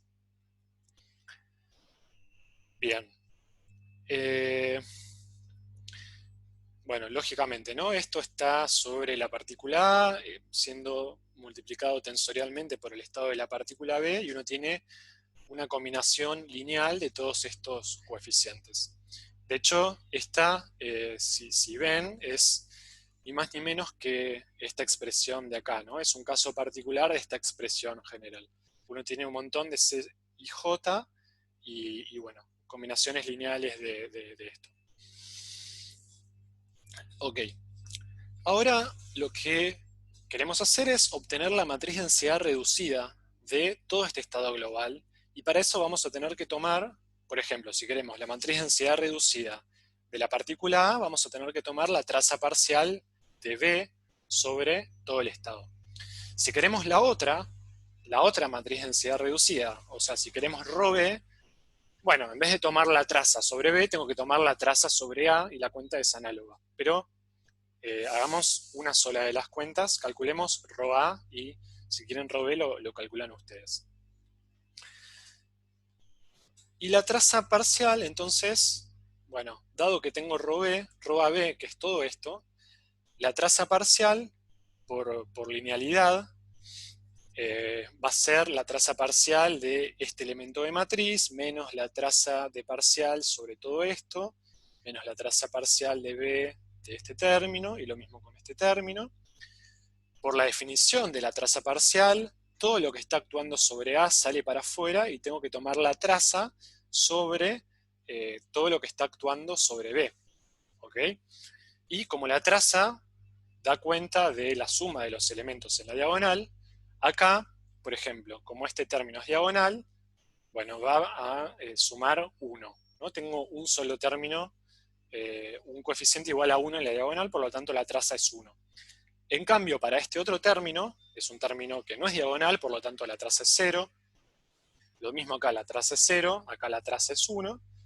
Y el resultado al que llegamos al final es que el estado reducido de la partícula A es un medio de el Ketbra con el más y el Ketbra con el menos, y esto es justamente la identidad, no es un medio de la identidad.